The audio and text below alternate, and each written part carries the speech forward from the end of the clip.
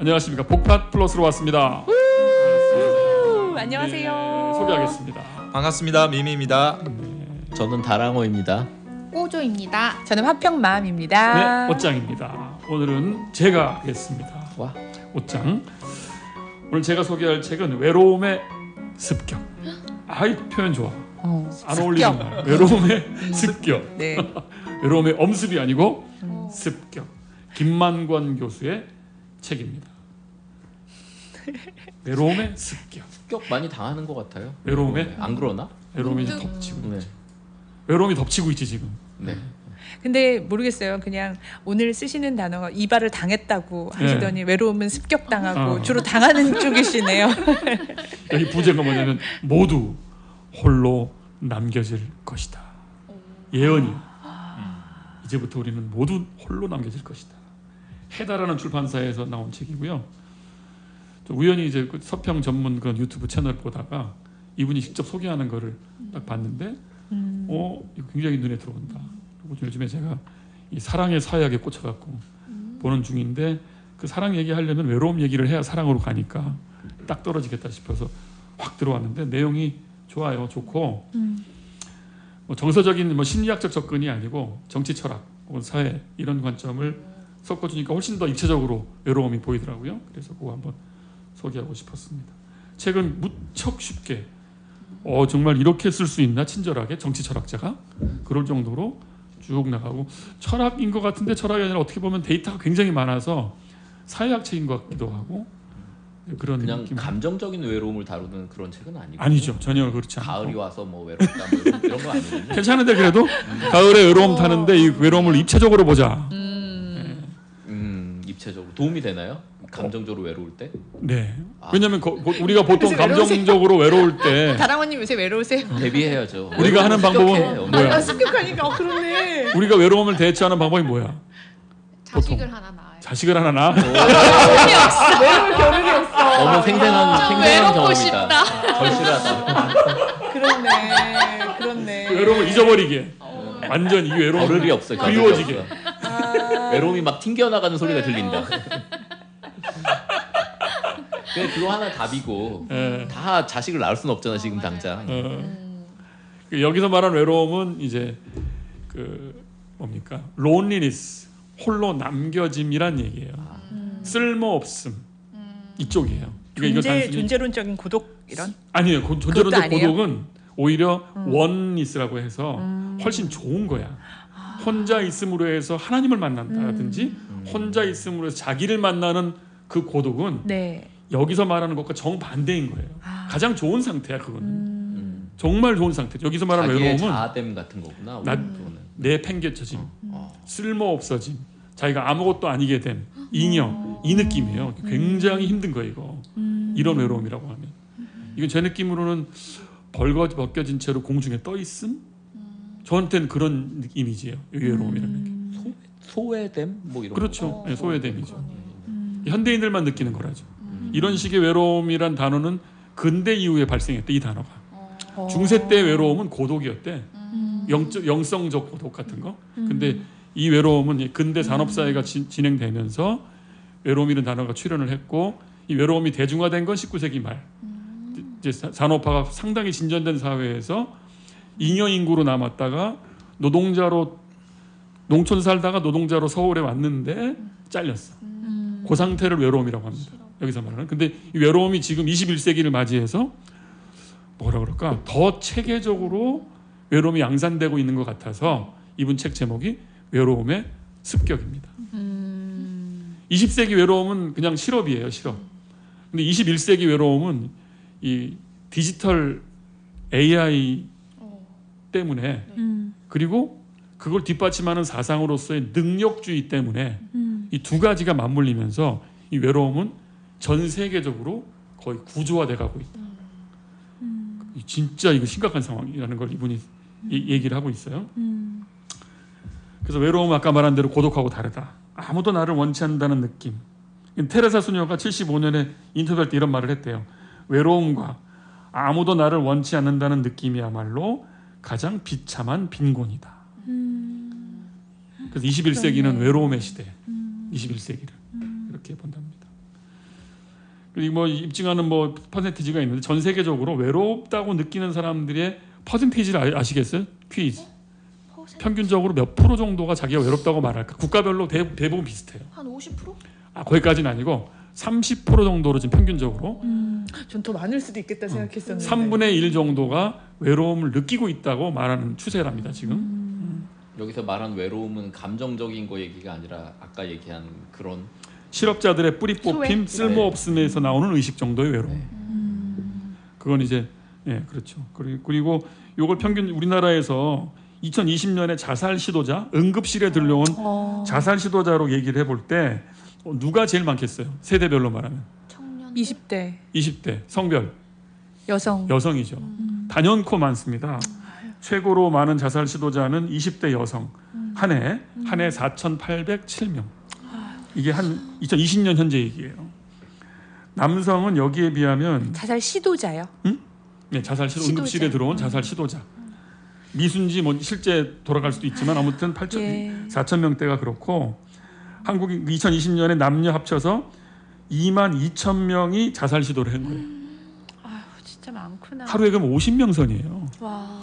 50명이면 전국의 웬만한 도시에서는 다 한 명씩 시도하고 있다는 거예요. 그러네요. 정말 끔찍하죠.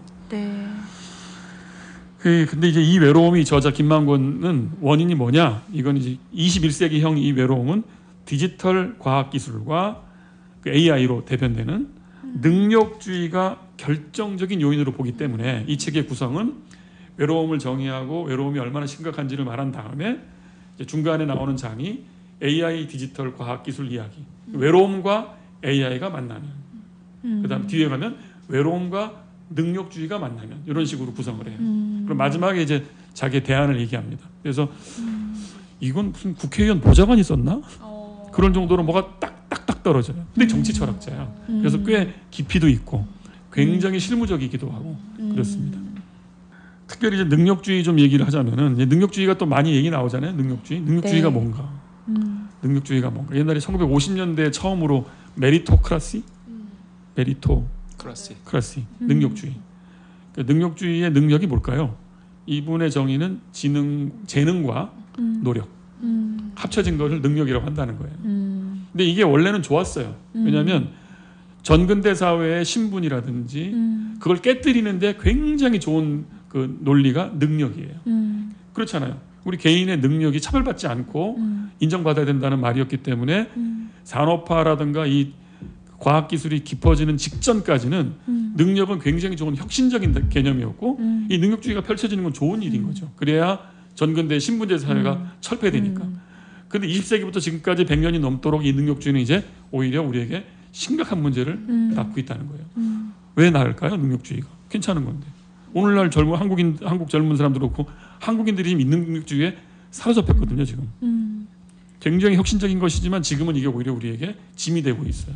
이게 지난번에 그 다랑어님이 소개하신 책 그 내용이랑 좀 이어지는 것 같은데 뭔가 성과에 대해서 보상을 해주고 하면 그거에 너무 몰리고 그러면 그게 없으면 삶의 의미를 일하는 의미나 내가 살아가야 될 의미를 찾지 못하고 약간 인스타그램 좋아요 수가 나의 가치인 것처럼 느껴지듯이 내가 받는 월급의 양이 나의 가치인 것처럼 느껴지고 그런 거에 대한 악순환인 것 같아요. 젊은 사람들이 그런 걸로 인해 피로도 너무 많이 느끼고 실제로 능력이 기준이 되면 능력이 있는지 없는지 굉장히 고민하게 되고 또 남들이 인정해 주는지 인정하지 않는지 그게 굉장히 자기 정체성의 기준이 돼버리고 그걸 어느 날 이제 배제되기 쉽기 때문에 배제되는 순간 나는 이제 끝장이구나. 그리고 뭐 출발선이 다 다르니까. 사실은 다르니까. 네. 사실은 다르죠. 네. 근데 같다고 생각하죠. 뭐 수능 뭐 똑같이 평등한 제도 아니야? 고시 평등한 제도 아니야라고 생각하고 착시 효과를 주네요. 맞아요. 근데 수능이나 이제 고시 같은 것을 고득점을 받은 사람들의 그 수기를 보면 개인의 노력이 초인적이죠, 사실은. 네. 굉장히 노력한 거예요. 자기 맞아요. 인식 세계에서는. 근데 그 사람이 출발선은 사실은 100m 달리기로 말하면 10m 앞에서 최선을 다한 거야. 맞아요. 대다수는 100m에서 출발을 해. 맞아요. 근데 이 성공한 사람들은 대부분 10m 정도에서 최선을 다하는 거라고 그죠. 할 수 있죠, 사실은. 근데 본인은 인지하지 않아요.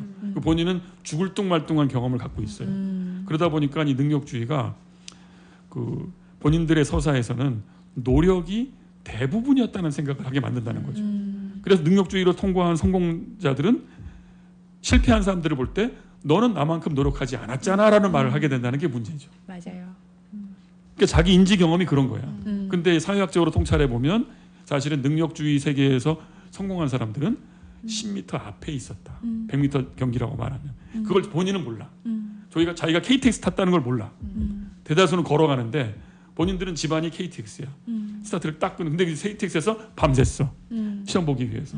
자기 밤샌 기억은 나. 요즘 정신과 가면 의사들도 어쨌든 다 고학력, 그 집도 어느 정도 잘 살고 그럴 테니까 자기 방이 없는 환자를 이해를 못 한대요. 아이고야. 그런 거랑 약간 비슷한 거죠. 그렇죠. 맞아요. 그래서 이 능력주의가 긴데 패배자들도 능력주의에 사실은 순치가 돼 있어서 자기도 자기의 노력 부족이라고 딱 생각한다는 그러니까. 거죠. 10m 앞에 출발했다는 사실을 인지하지 않고 그래 나 그때 개인의 탓으로. 제 밤샐 때 난 논 거 맞아. 제 밤샐 때 나는 게임했어.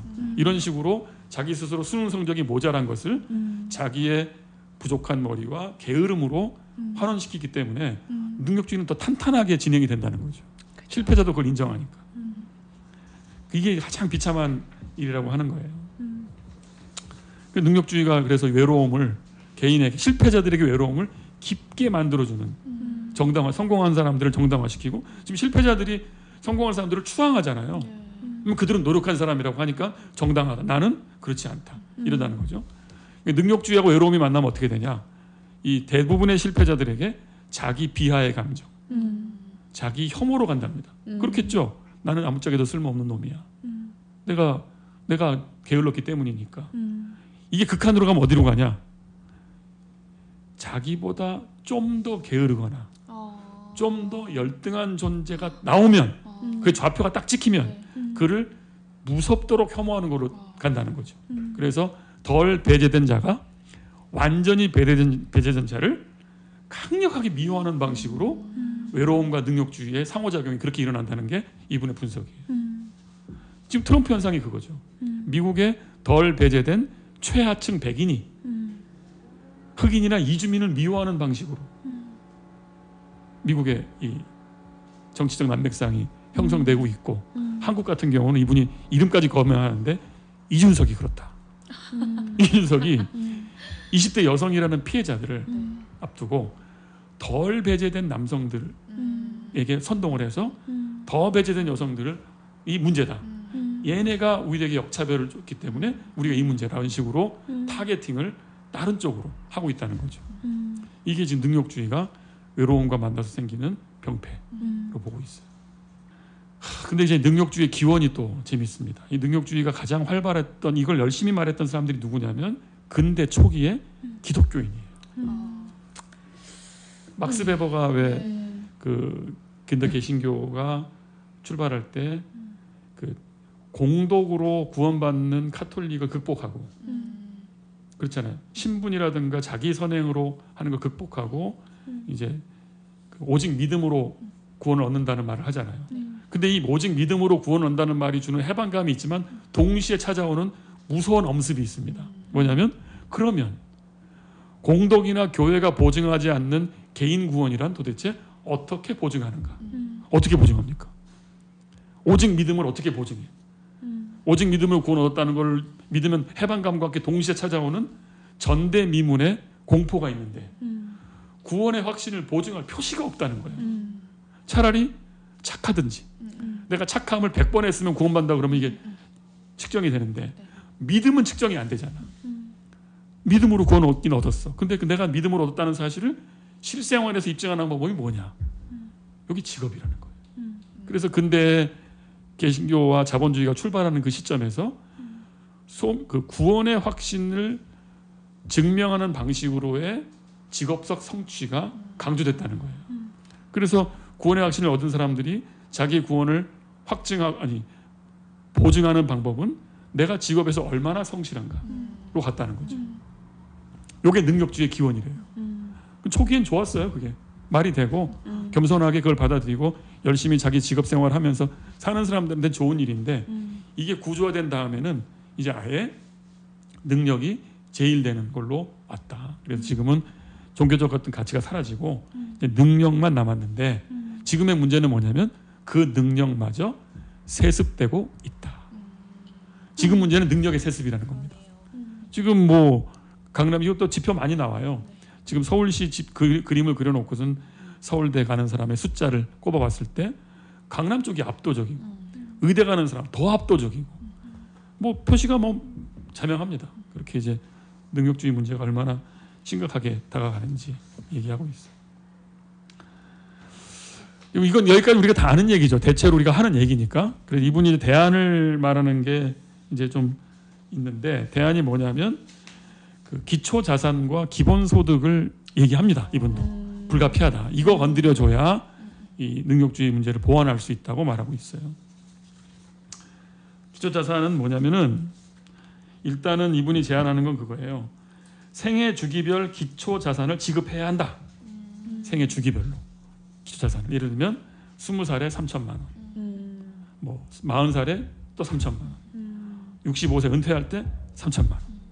이런 식으로 해줘야 사회가 철저하게 개인으로 쓸모없는 자로 가지 않고 할 수 있는 방법이 아니겠는가라고 말하면서 기초 자산을 생애 주기별로 주는 것. 25, 45, 65세에 각각 줄 수 있다. 그럼 기본소득으로 가면은 보통 60조 정도, 이제 뭐 수백 조가 드는데 기초 자산으로 가면 16조를 3번 개인에게 주는 방식으로 하기 때문에 국가도 큰 돈이 들지 않는다는 거예요. 그래서 우리가 지금 능력주의 문제 얘기하면서 야, 이 AI가 왔고 능력주의가 습격하고 외로움이 생기는데 보통 우리 이럴 때 이제 AI가 접근하지 못하는 직업으로 가라. 그리고 더 창의적으로 해라가 현재 해법이거든요. 그럼 너무 진부한 해법이라 더 이상 할 말이 없는 거야. 근데 이분은 이제 돈으로 가자는 거. 아까 돈 얘기했는데 지난번에 돈으로 가긴 가야 된다. 돈을 잘 적절한 시점에서 줘야 된다. 그쪽으로 해서 이제 대안이 기초 자산을 지급하라. 이게 첫 번째고요. 두 번째는 기본소득인데 이거 뭐냐면 인생 위기 혹은 전환 대응을 위한 기본소득을 지급해야 된다. 이렇게 말합니다. 예를 들면 자기 개인이 나는 요 시점에 5년 동안 기본소득을 받고 싶어 할 때를 지정을 해서 5년 동안 매달 예를 들어 100만 원씩 받게 한다는 거죠. 근데 그 받는 중에 인생 위기가 해결됐어. 그럼 멈춰. 일단 근데 기본적으로 5년까지 줄 수 있다는 거예요. 그래서 1년 단위로 갱신하면서 기본소득을 받는다는 거죠. 저는 이거 너무 절실하게 느꼈어요. 제가 제 주변에 박사 논문 쓰는 사람들, 석사 논문 쓰는 사람들이 있는데 이 사람들이 한없이 논문이 미뤄지는 이유는 진짜. 100만 원에서 200만 원 정도만 한 1년만 주면 맞아요. 누가 그럼 집중할 수 있겠대. 근데 그게 안 되니까 알바하고 뭐 하면서 막 미뤄지는 거예요. 이런 사람들이 이걸 선택하면 5년간 뭐 몇 년간 매달 100만 원만 줄 수만 있으면 가만히 논문만 쓸 수 있다는 거죠. 이거 진짜 효능감이 있을 것 같다. 이런 생각을 했어요. 그래서 만약에 65세 이전에 만약에 이 인생 위기 전환 대응 기본소득을 못 받았다면 65세에는 일시에 수령한다. 연금처럼. 이런 식의 생애 주기별 기초 자산 지급이라든지 아니면 인생 위기 때 기본소득이라는 두 가지를 적절하게 쓰면 그렇게 재원 마련이 어렵지 않다. 그런데 이게 현실적으로 막 그런 반대 입장에 있는 사람들은 그렇게 돈 다 퍼나르면은 막 부정수급 문제도 나오고 사람 젊은 애들이 말이야 뭐 일을 하겠어 뭐 이러잖아요. 그런 거에 대한 많이 들어보면 그래서 이분의 그 아이디어가 그거예요. 그걸 알기 때문에 네. 그래서 25, 45, 65에 주겠다는 거야. 그 말 못하게. 나이 많은 사람도 같이. 그래서 당장 출발하는 순간 65세는 받는 거예요. 전 세대가 맞아. 전 세대의 세 부류는 받는 거야. 그러니까 입을 다물 수 있게 되죠. 네, 거의. 스타트 끊는 순간 나이가 많은 사람들은 이 세 번 못 받는 거잖아. 네. 그런 경우에는 또 해가지고 뭐 노인연금에서 뭘 합산한다든가 해서 사실은 코앞에 대안이 있긴 있어요. 이 외로움에 처한 사람들에게 사회적 연대가 실질적으로 보이게 하는 방법이 있다는 거죠. 뭐 일리가 있는 것 같습니다. 그리고 세 번째로는 디지털 시민권이라고 디지털 시티즌십이라고 해서 지금 나이 든 사람들 그 뭐죠? 가게 가서 이거 누르는 거 못 하잖아. 키오스크. 그 끔찍하게 힘든 거거든. 용어도 모르시고 나이 드신 분들. 근데 그거를 체계적으로 해줄 수 있는 아예 그냥 권리로 헌법으로 보장을 해줘야 돼. 우리는 여기서 소외되면 안 된다. 네. 소외되지 않도록 도와주는 일을 해줄 필요가 있지 않냐. 이제 그런 식으로 해서 이분이 이제 김만구 교수가 3가지 정도의 대안을 얘기하고 있습니다. 어떻습니까? 말이 됩니까? 생각보다 좀 구체적인 것들도 많이 음. 나오네요. 그렇죠. 하여튼 결국 돈의 문제인데 그러게요. 돈으로 갔다는 것 자체는 굉장히 좋은. 맞아요. 그죠? 근데 적어도 이제 이분은 이제 철학자니까 물론 중간 단계의 그 고리는 있어요. 왜 그렇게 그쪽으로 가냐? 이건 이제 능력주의 사회에서 개인이 스스로를 탓하지 마라. 절대로 이 탓이 아니다. 절대로 이 탓이 아니다라고 생각하는 강박적 자기 책임의 윤리에서 벗어나게 도와주자. 그다음에 또 하나 좀 쏠쏠한 그 중간 이론은 뭐냐면 경청을 제도적으로 실천하게 하자. 그래서 외로움의 당사자들의 이야기를 충분히 듣는 제도가 필요하다. 글쎄 뭐 그거는 뭐 이분도 아이디어인데 어쨌든 경청이라는 문제를 그냥 기독교 공동체의 어떤 소그룹의 어떤 그런 프로그램으로 생각하지 말고 외로움 당사자들이 언어화시켜서 자기 말을 할 수 있는 게 뭔가 제도화되게 하자는 거예요. 제도화되게. 그런 얘기.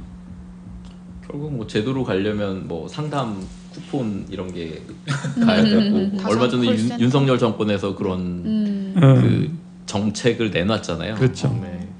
그게 뭐 하여튼 의도 자체는 좋은 거죠. 뭐 모든 아이들이 요즘 이빨 치료 받던데 그리고 생존 수영 배우던데 그런 측면에서는 기본적으로는 맞는 거죠. 근데 저 가장 보면 이분은 정치 철학자이기 때문에 능력주의에 사실 꽂혀 있고 능력주의가 얼마나 심각한 사상인지에 대해서 얘기를 하면서 이 부분을 해체시키지 않으면 이 기본소득으로 사람들이 동의하지 않을 거라는 거야. 달랑 기본소득 얘기하면 아니 게으른 자한테 왜 주냐고.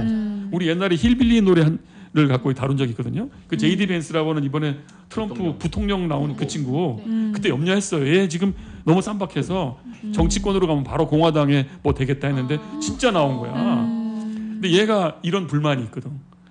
아니 왜 우리 같은 차상위 계층의 백인들은 이렇게 힘든데 바로 밑에서 찌들러 있는 그 가난한 흑인들은 치렁치렁 옷 입고 행복하게 지낸다는 거야. 우리만 괴롭고. 이런데 이런 사람들의 생각을 고치는 방법은 능력주의 체계를 깨줘야 돼.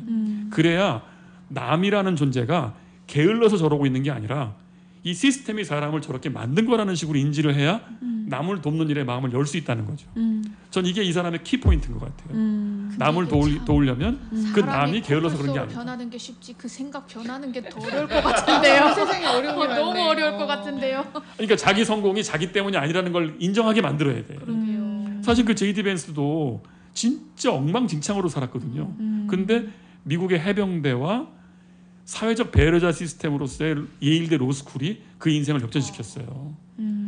해병대에서 밥 먹는 법 배우고 예금 계좌 트는 법 배우고 로스쿨 가서 좋은 친구 만나고 그러면서 인생이 확 바뀐 거거든. 그 사회적 배려야 자기 능력 때문이 아니고. 그래서 그런 면에서 자기가 성공한 것도 자기 탓이 아니고 저 사람이 루저가 된 것도 저 사람 탓이 아니라는 그런 어떤 연대의식이 생겨야 기본소득이 제도가 정착되는 거지. 안 그러면 내가 왜 게으른 자한테 돈을 주냐고. 줘봐야 도덕적으로 해이한 사람인데 그 사람 또 돈 받고 엉망으로 쓸 텐데라는 불신이 우리에게 있잖아요. 그래서 여기를 해체해줘야 기본소득이나 기초자산도 성공할 것이다. 그런 게 밑에 깔려 있는 것으로 보입니다. 문제는 능력주. 제목에 약간 속은 느낌 같기도 해요. 외로움의 그래서 습격. 외로움이란 그러니까 그건보다는 그쵸 조금 더 약간 복지 쪽으로 가고. 근데 이제 능력주의에 대해서 저도 이런저런 고민이 많은데 생각하면 이게 그거 하나만 놓고 보면 이제 좀 이런저런 그 뭐 애매할 수 있는데 상대 개념이 뭐냐에 따라서 좀 생각해 보면 좀 명확해질 수 있잖아요. 그러니까 세습 사회, 신분 사회와 그거를 상대로 놓고 보면 능력주의 장점이 더 많이 당연히 많죠. 더 많겠죠. 근데 지금 이제 그 능력이라는 게 개인의 온전히 개인의 것이냐 그 능력이라는 그 면에서는 그 비판받을 여지가 많지만 그래서 여러 가지 적용점이나 이 장단점을 저울질할 때 현재 우리 사회에 더 문제가 되고 있는 요소들이 뭔가 했을 때 여전히 우리 사회가 저는 약간 세습 사회로 더 심화되는 경향이 없지 않지 그런 요소도 여전히 있지 않지 않느냐. 아무런 능력이 없는 자가 재벌 3천만 원이라는 이유만으로 글로벌 기업의 총수가 돼서 저렇게 헛발질을 하고 있는데도 여전히 하고 있는 것은 일종의 세습과 신분을 향한 게 여전히 우리 사회 속에는 좀 남아 있는 것도 아니냐. 그런 측면에서 그런 사람들을 공격할 때는 또 능력주의만큼 그런 사람을 공격하기 좋은 도구가 없거든요. 아, 그때는 그렇죠. 그렇죠. 그래서 그런 면에서 이게 하나의 도구라고 본다면 능력주의라는 게 어떤 것을 적절하게 누구한테는 그렇죠. 칼이 되고 예, 누구한테는 칼이 되고 누구한테는 그것이 어떤 뭐 그게 될 텐데 그래서 이제 저 저자가 어떤 외로움이라는 것과 연결돼서 제안하는 정책의 방식은 상당히 동의가 되어야 되는데 그럼에도 불구하고 능력주의가 역사적으로나 현재 우리 사회에서 어떤 측면을 공격할 때는 또 그렇죠. 그게 유용한 측면이 맞아요. 있잖아요. 그러니까 때마다 개혁하기도 도움이 되지. 네. 개인의 능력, 글자 그대로의 개인의 능력이라면 괜찮은 거예요. 네. 근데 여기에 문제는 능력주의는 개인의 능력이 생각보다 많이 개입이 안 돼. 그리고 말씀하신 것처럼 그 능력주의라는 것도 세습이 되고 있다는 게 문제인 것 같아요. 그러니까 능력이 맞아요. 세습되고 있어요. 능력이. 그럴 때는 그 능력이 온전히 개인의 것이 아닌 거죠. 네. 그렇죠. 솔직히 고학력자들, 유명한 학교를 다닌 사람들, 좋은 평범한 사람들 얘기 나눠보면 자기 노력에 대한 자부심이 굉장해요. 절대 그걸 양보할 수가 없는 거야. 또 그것을 부정할 수는 없고 현실로 노력한 인지가 거는 됐잖아. 노력했으니까. 근데 그리고 이제 고등학교 3학년 사회에서는- 교실이 떠오르잖아. 놀던 애랑 열심히 하는. 그리고 이제 애들 이제 키워보면 아시겠지만요. 애들이 지질이도 공부도 안 하고 저기 게을러. 밤새 게임하고 그런 거 정말 속이 터지거든요. 그러니까 우리 개인들이 자기 눈이나 감각으로 경험된 그 현실 인식이라는 게 다가 아니라는 것을 모두가 알아야 되는데 그 보이지 않는 것에서 역동에 대한 인지가 필요하거든요. 근데 그거를 고학력자들이라는 사람들이 해줘야 되는데 안 하려고 그래요. 그게 좀 안타까워. 오케이. 네. 이렇게 해서 우리 김만권님의 외로움의 습격이었습니다. 감사합니다. 감사합니다. 끝.